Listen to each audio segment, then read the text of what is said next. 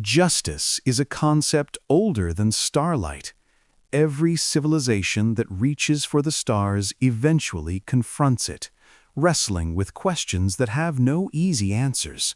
What is fair? What is proportional? When does protection become tyranny? And when does mercy become weakness? These questions echo through the void, whispered by the ghosts of extinct empires that failed to find balance. The Galactic Council believed they had found that balance. For 12,000 years they had maintained order across 240 systems, arbitrating disputes, enforcing trade agreements, and establishing the laws that governed interaction between species. They were proud of their achievement, and perhaps that pride was their first mistake. Counselor Vesthal had served the Council for 8 centuries. His species, the Crithani, were among the Council's founding members, known for their philosophical depth and commitment to due process. Vesthal himself had presided over thousands of cases, always seeking the middle path, the compromise that allowed all parties to walk away with dignity intact. Now he stood in his private chambers aboard Council Station Meridian, looking out at the stars and wondering how everything had gone so catastrophically wrong. His reflection in the transparent alloy showed a being whose chitinous carapace had dulled from its once brilliant azure to a tired gray. His sensory tendrils, which should have been extended in contemplation, hung limp against his shoulders. On his desk behind him, a data crystal pulsed with soft amber light. It contained the trial records, the evidence, the testimonies, the verdict, and the execution order that he himself had authorized 3 weeks ago. 3 weeks since Ambassador Elise Chen had been executed for crimes against the Council. 3 weeks since Earth had sent its response. Vesthal still remembered the first time he had met Ambassador Chen 5 years ago when humanity had petitioned for observer status before the Council. She had been unimpressive by counselor standards, small, soft-skinned, carrying none of the physical adaptations that marked truly successful species. Her delegation had arrived in ships that were functional but aesthetically crude, lacking the elegant biosynthetic designs of Crithani vessels or the crystalline perfection of Solari construction. But Chen herself had been sharp, articulate, and surprisingly well-versed in Council protocols. She had presented humanity's case with calm professionalism, acknowledging their relative newcomer status while arguing that Earth's perspective might offer value to Council deliberations. The Council had debated for 3 months before granting humanity observer status, a compromise position that allowed them to attend sessions but not vote on policies. Chen had accepted with grace. Over the following years, she had been a quiet presence at Council sessions, taking notes, asking occasional questions, and slowly building relationships with various delegations. Vesthal had spoken with her many times, finding her thoughtful and genuinely interested in understanding Council procedures. He had liked her, which made what came next so much more difficult to reconcile. The charges had emerged during a routine audit of Council communication logs. Chen, it appeared, had been transmitting classified Council deliberations back to Earth. Not all deliberations, the auditors found evidence of careful selection. She had focused on discussions regarding military capabilities, trade vulnerabilities, and internal political tensions between Council species. Espionage. Clear, unambiguous espionage against the Council that had granted humanity observer privileges. When confronted with the evidence, Chen had not denied it.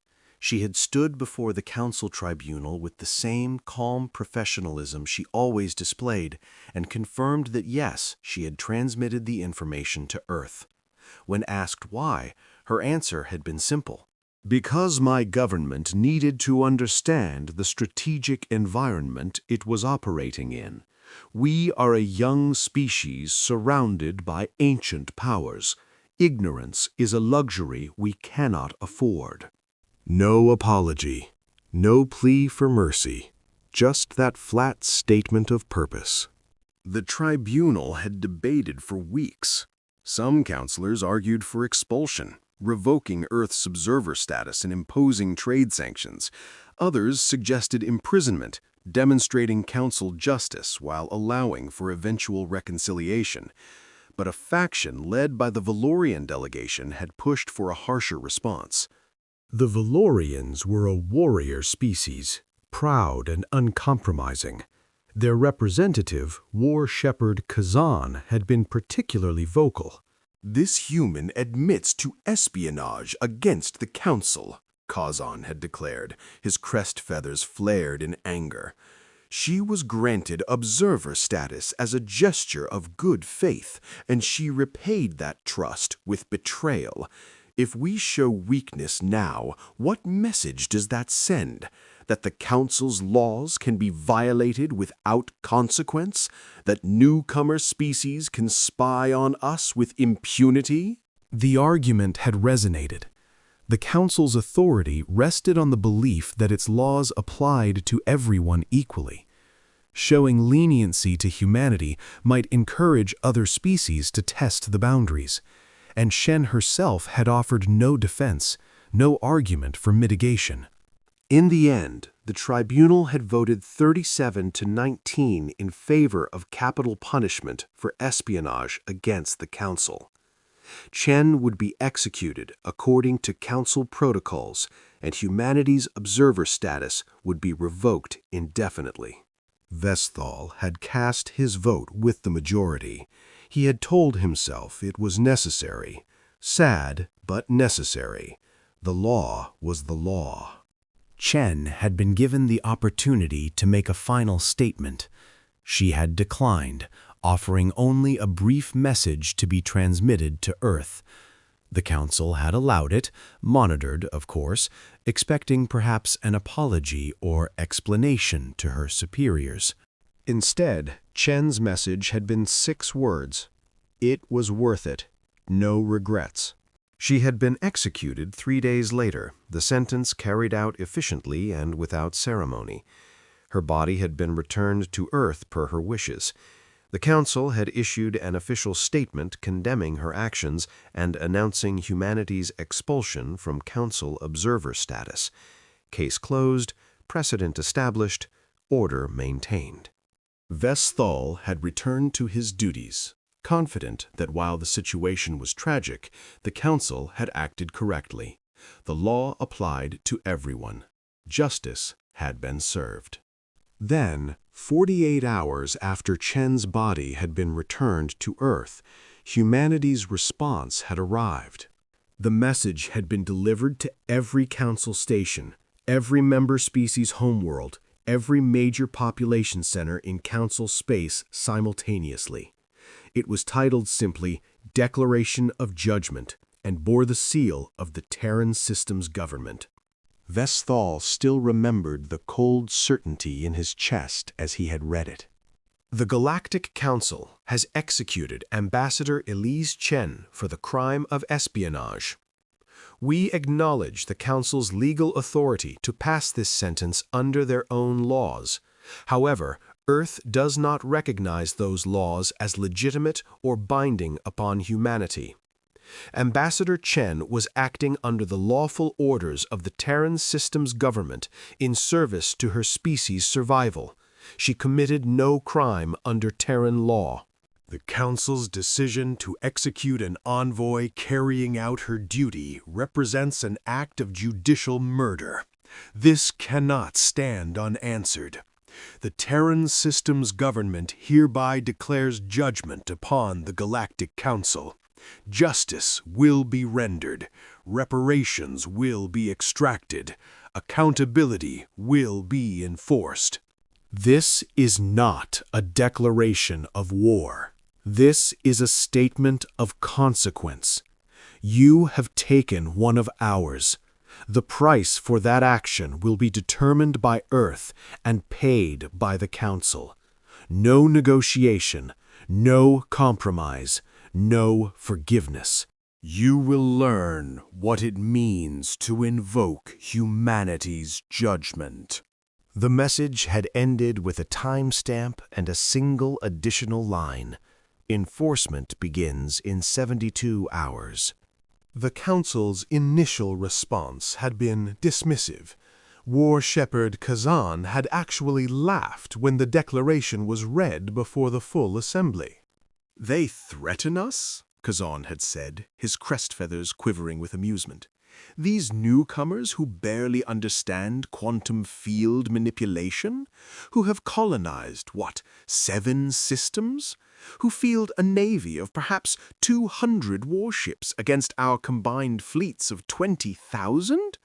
They declare judgment upon the Council?" Even Vesthal, despite his unease, had found the disparity of power so vast as to make humanity's threat seem absurd. Earth was one system. The Council represented 47 species across hundreds of worlds. The technological gap alone should have made conflict unthinkable. And yet something about the message's tone bothered him. There had been no rage in it, no threats of annihilation or promises of revenge, just that cold statement of intent, judgment, consequences, enforcement. 72 hours after the declaration, humanity's enforcement began. It started with Council Station Perseus, a major trade hub on the frontier of Council space. The station master had reported unusual traffic pattern disruptions. Ships that should have arrived didn't. Scheduled cargo transports vanished from tracking. Within 6 hours, Perseus reported that all incoming and outgoing traffic had ceased. The station was effectively blockaded, though no human ships had been detected. Then Council Station Meridian, Vesthal's own station, experienced similar disruptions. Communication satellites began failing. Automated defense platforms stopped responding to commands. The station's long-range sensors developed cascading malfunctions. It took the Council's best technical specialists 4 days to determine what was happening. Humanity had deployed something into Council space, not ships, not soldiers, but viruses. Digital infiltrators so sophisticated they made Council cybersecurity look like ancient parchment locks. Every system that had been connected to Council networks during Chen's 5-year tenure had been quietly, methodically compromised. Backdoors had been installed. Access protocols had been mapped. Vulnerabilities had been documented. And now, with surgical precision, humanity was activating those infiltrations. She wasn't just gathering intelligence, the Crethany technical specialist had explained to Vesthal, his sensory tendrils trembling with a mixture of fear and reluctant admiration. She was preparing the battlefield. Every transmission she sent back to Earth, she was also using to insert infiltration protocols. The espionage charges we executed her for were just the visible surface. Underneath, she was giving Earth the keys to our entire infrastructure. Vesthal had felt something cold settle in his chest. "Can we purge the infiltrations?" Eventually, but it will take months, maybe years. And every time we close one access point, they open another. It's like they mapped our entire network architecture and built custom attacks for every component. Counselor, I've never seen anything like this. The sophistication it's beyond what we thought humanity capable of. The digital warfare had been just the beginning. 2 weeks after the enforcement began, the Valorian homeworld reported that 3 of their orbital defense platforms had been destroyed. Not damaged, destroyed, reduced to expanding debris clouds.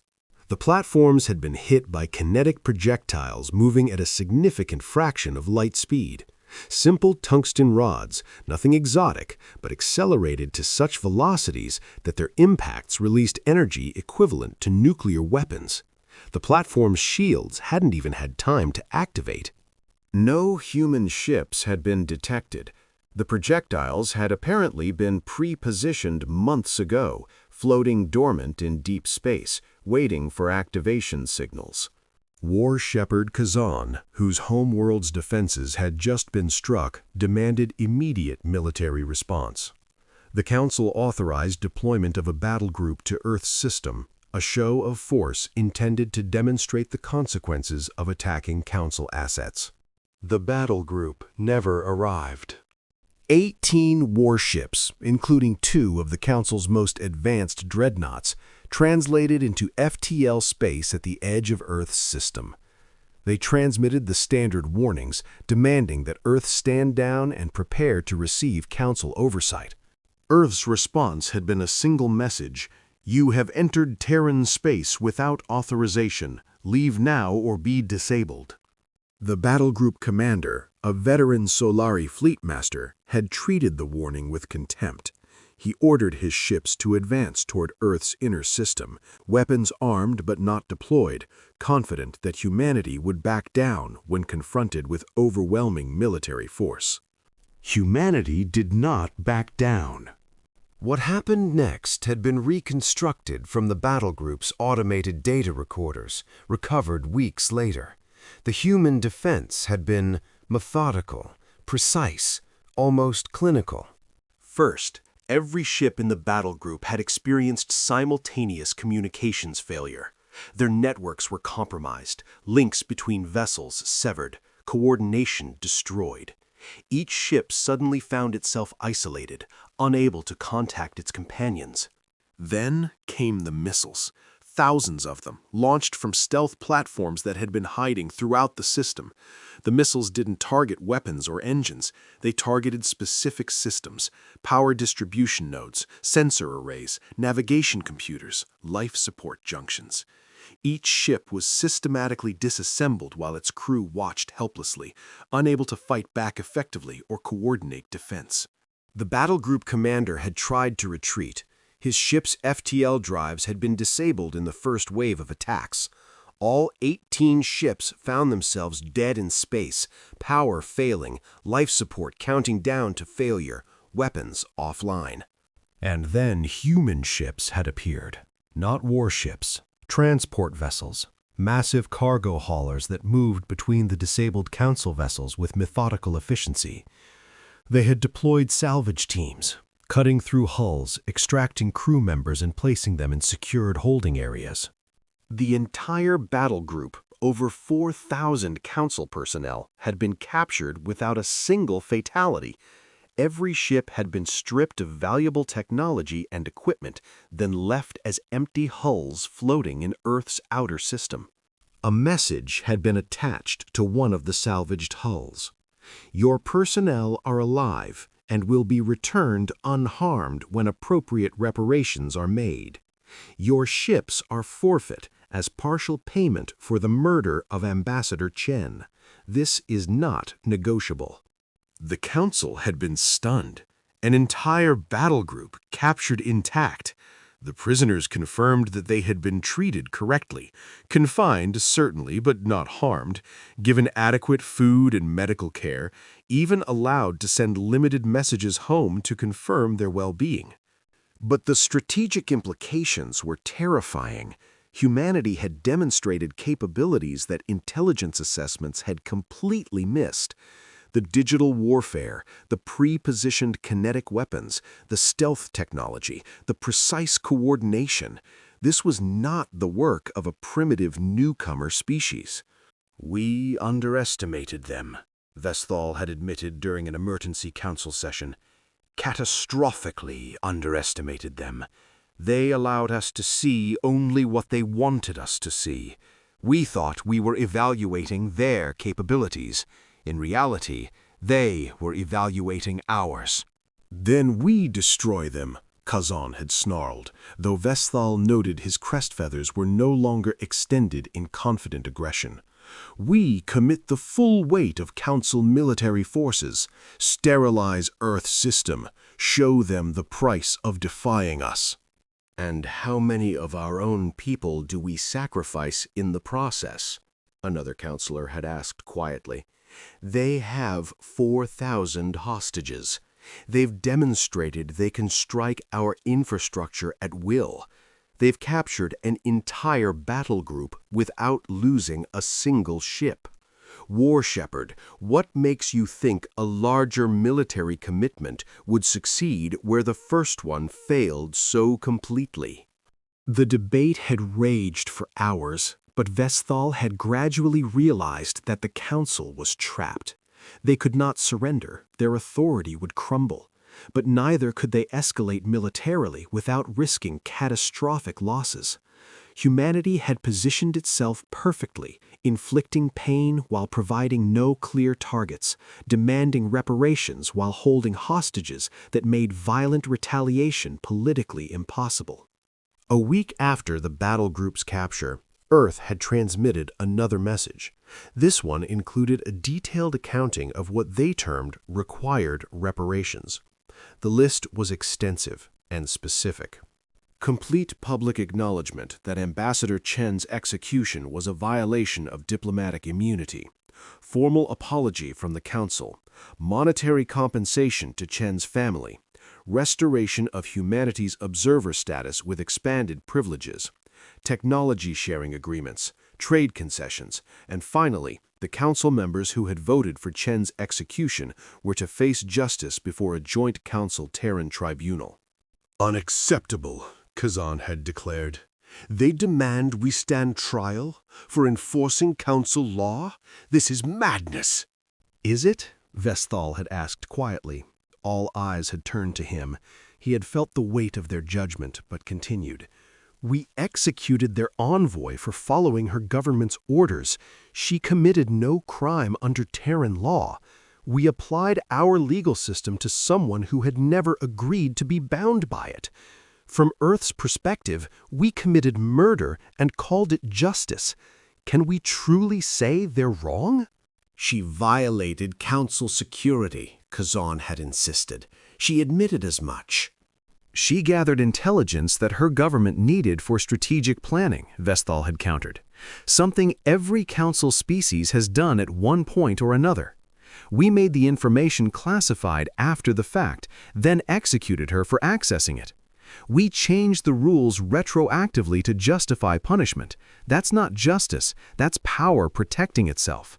The silence that had followed had been profound. Vesthal had seen some counselors' sensory organs retracting in discomfort. Others had looked away. Because they knew. They all knew. The Council had been so focused on maintaining its authority that it had sacrificed fairness. And now, Earth was demanding accountability. Over the following month, humanity had continued its enforcement. Trade routes were disrupted. Communication networks experienced intermittent failures. Council facilities found their automated systems behaving erratically. And throughout it all, Earth maintained the same measured pressure, never escalating to mass casualties, never allowing the Council to frame this as an existential war, but making clear that the situation would not resolve until reparations were paid. Vesthal had requested a private communication with Earth's new representative, a man named Ambassador Marcus Reeves. The Council had been reluctant to allow it, but Vesthal had insisted. He needed to understand. Reeves had appeared on Vesthal's private view screen, and the Chthoni counselor had been struck by how similar he looked to Chen. The same calm professionalism, the same measuring intelligence in his eyes, the same sense that he was operating from a carefully considered plan. Ambassador Reeves, Vesthal had said, I wanted to speak with you directly, to understand Earth's position. Your demands are extensive. Do you truly believe the Council will agree to them? Yes, Reeves had replied simply, because the alternative is worse. You hold 4,000 hostages, but the Council has billions of citizens. Your military is powerful, but you cannot win a prolonged war against our combined forces. Eventually We would lose, Reeves had agreed, his voice calm. But how much would that victory cost you, Counselor? We've demonstrated we can strike your infrastructure at will, that your networks are compromised, that your defenses have vulnerabilities you didn't even know existed. Yes, the Council could overwhelm Earth with sufficient military force, but how many lives would it cost? How much of your economy would collapse? How many of your species would question whether the Council's authority is worth that price? Vestal had felt his sensory tendrils coiling in distress. You're threatening mutually assured destruction. No, Counselor, we're offering accountability. You took one of ours. We could take millions of yours in retaliation. We could turn this into the war you seem to expect. But that's not justice. That's just more death. Reeves had leaned forward slightly. Earth doesn't want war. We want acknowledgement that what you did was wrong. We want the systems that allowed it to be reformed. We want to ensure it never happens again. That's not destruction. That's civilization. And if the Council refuses? Then enforcement continues. Your trade routes remain disrupted. Your systems remain compromised. Your military remains off balance. Not forever, certainly. Eventually, you'll adapt, secure your networks, develop countermeasures. But that process will take years and cost resources the Council can't easily spare. Meanwhile, every day this continues, your citizens will ask why. Why is the Council allowing this?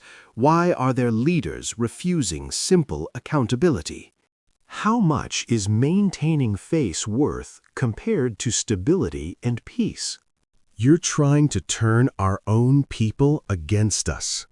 We're giving them the truth and letting them decide. Ambassador Chen's execution wasn't some military necessity. It was political theater. The Council wanted to demonstrate strength, so they killed someone whose only crime was serving her government's interests. And now you're discovering that strength without justice is just violence. Violence that creates enemies when none needed to exist. Vestal had been quiet for a long moment. You want us to admit we were wrong.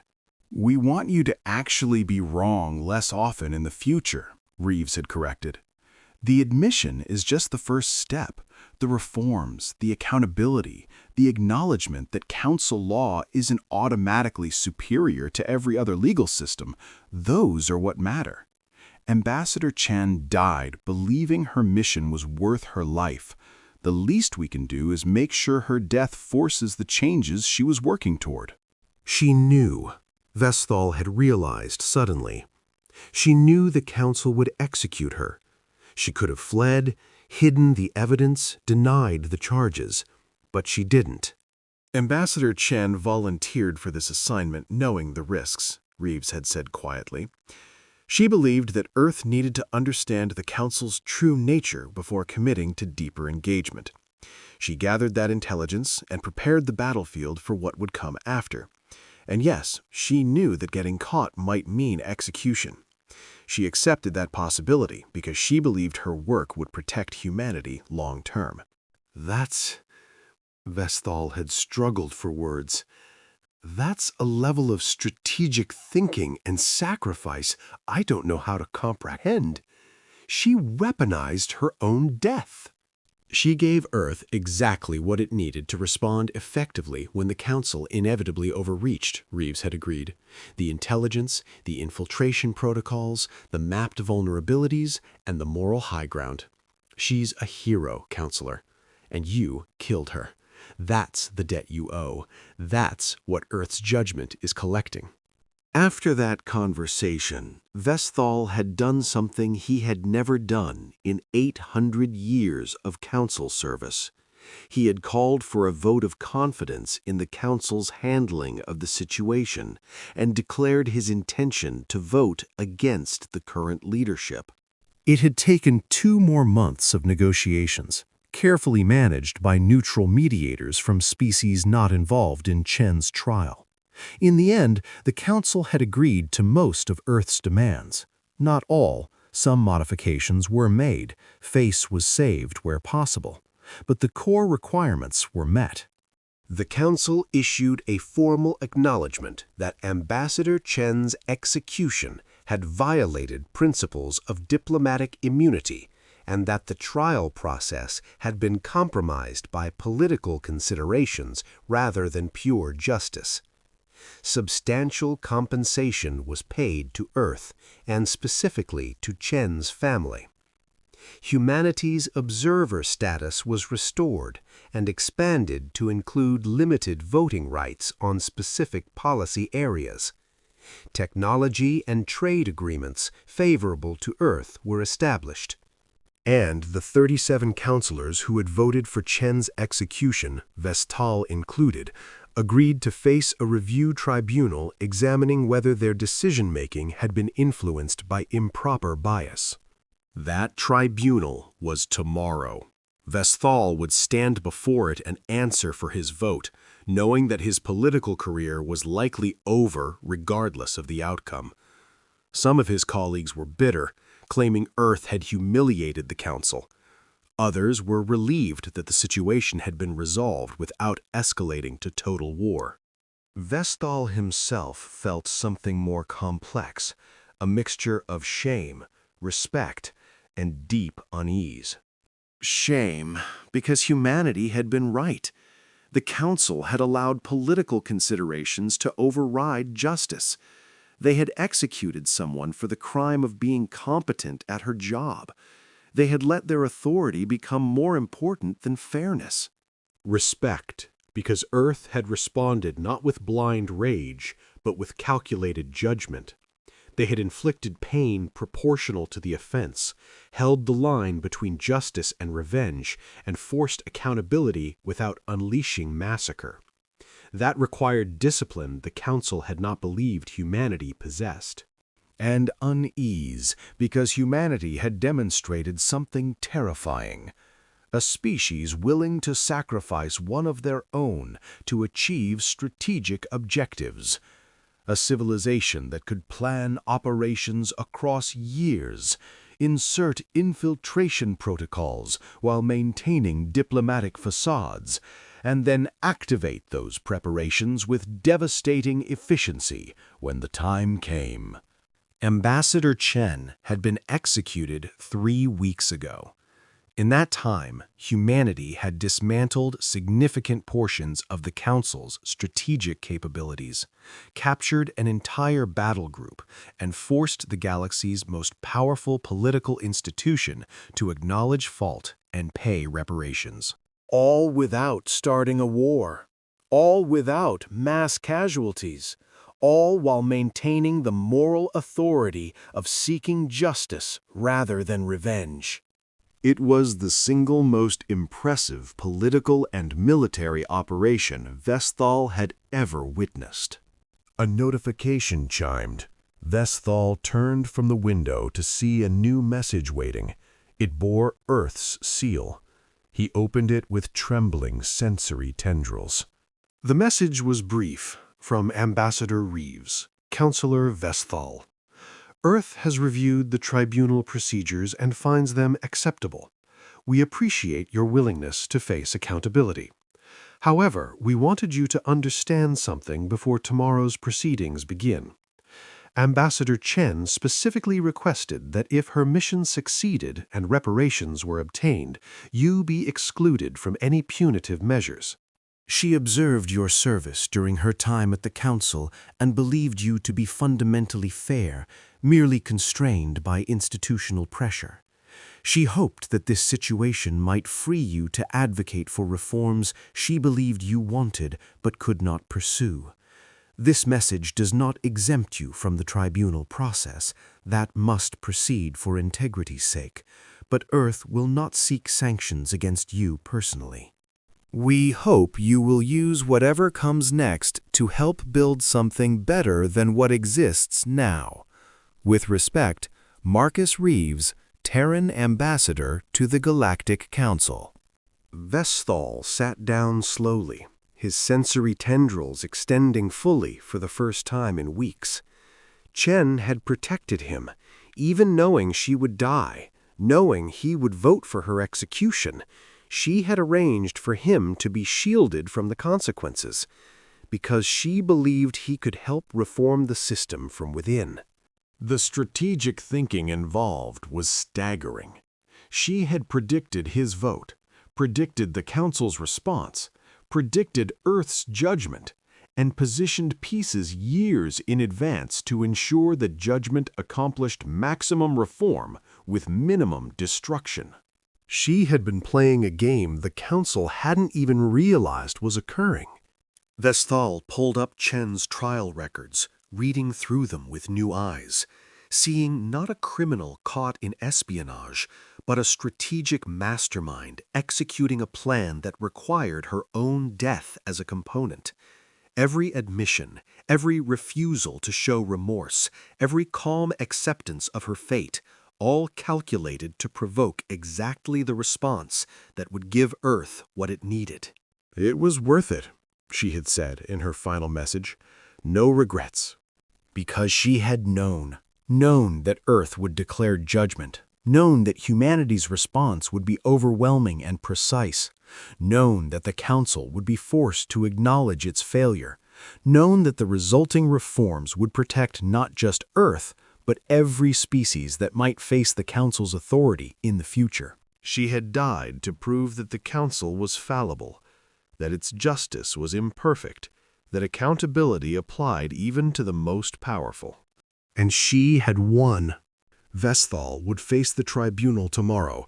He would answer for his vote, and then, whatever came after, he would work to implement the reforms Chen had died to make possible. It was the least he owed her.